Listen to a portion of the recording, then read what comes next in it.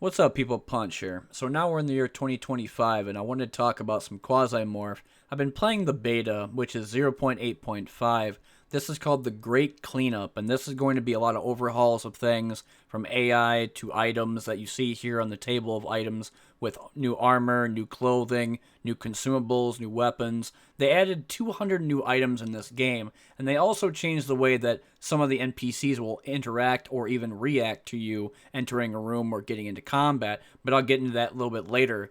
With this new 200 items, they also revamped the game data structure, greater enemy variety, location type affecting loot, major AI overhaul, squads, leaders, patrolling and firing modes, ability to issue orders to allies, rendering, multiple quality of life improvements in migration Unity 22.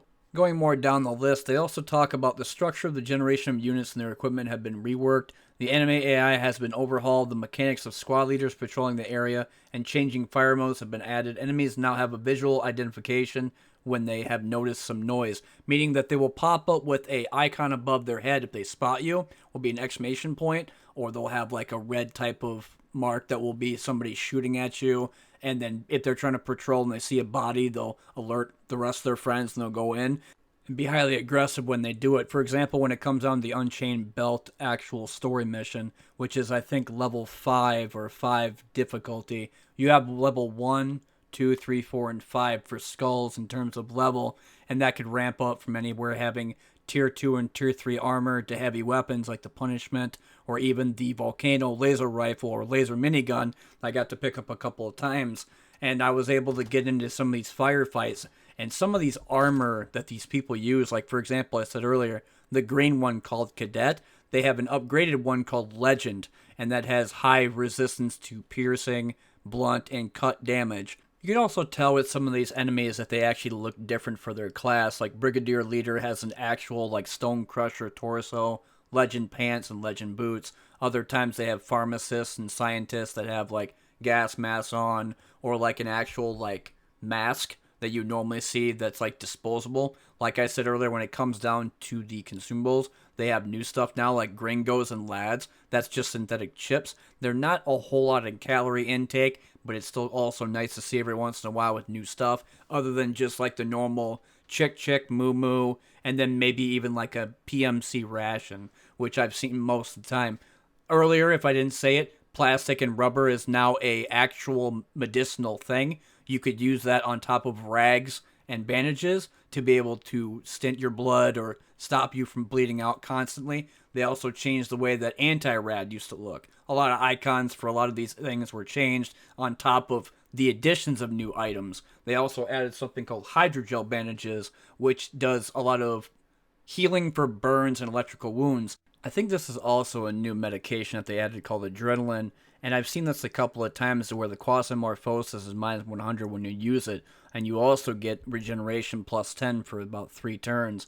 But when you come and fight these Quasimorphs, I think they also added 2 more. This was called Amogus, and then there's no one called Acnarok. And both of these look like kind of like jellyfish.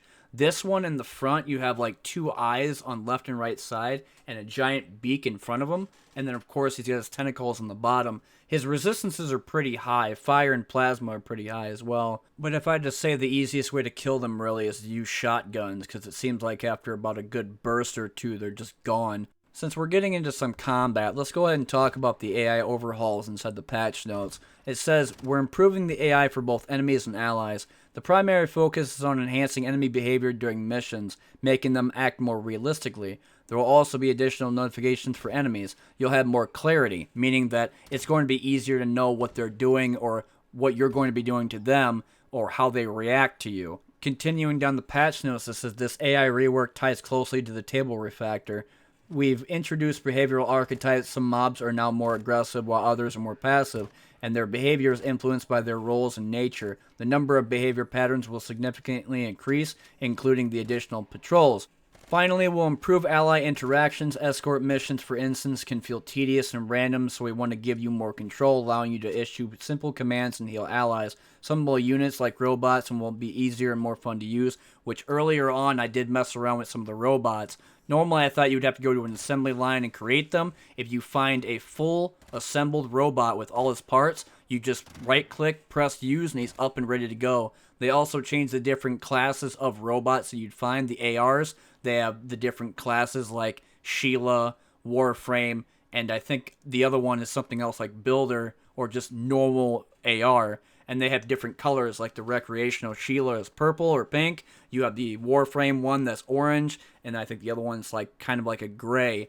Allies in general, I haven't really been used to it so far, and when I played Quasimorph beforehand, in the live version before the beta, I've always been kind of by myself. So getting allies now, whether they be man or machine, is actually a really nice feature, and I do like that because I would love to have more people join me, have my own kind of like pirate brigade or my group of teammates go in and just slaughter and destroy a bunch of like Techland people or civil resistance and then get the hell out as fast as possible with all the booty and things that we can get from the actual station. That is nice, and I love that idea. Other than just like putting down a turret, whether it be flamethrower or laser or just machine gun, which doesn't last very long sometimes depending upon what guns they have. Like I said earlier, when it comes down to the new armor and weapons, Legend does have a lot of resistances, but then they also have Punishment, which is a new assault rifle, or might be semi-new assault rifle. I haven't seen it very much. And then I don't know if the Bishop, the sniper rifle, is also new. That might be a older weapon beforehand. But like I said earlier with the AR, if you have a full one, you can go over to it, right-click, use, and it's ready to go. And when you activate the ARs, you don't have to worry about giving them a weapon because they will already have one on them. For example, when I did my first Warframe type of AR, it had 2 vibro blades within it. The other one I had a SMG and like a machete, and he just went in there and started mopping the floor up with all the civilians or any of the brigands trying to come after me. When I had 2 ARs fight each other, the one AR won because he punched him in the face and then started coming after me, and then I just shoot him with a shotgun.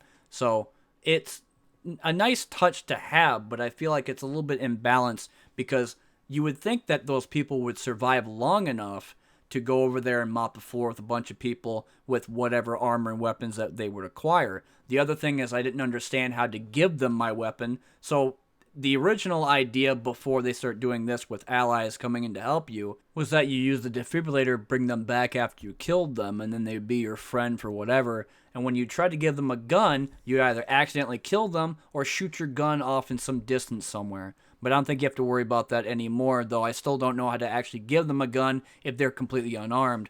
Another thing I forgot to mention about the Unchained Belt mission was that when I had my allies, my human allies, come join me, like a dozen of them, I was in Q-Morphos, meaning that I was just about to hit Rapture.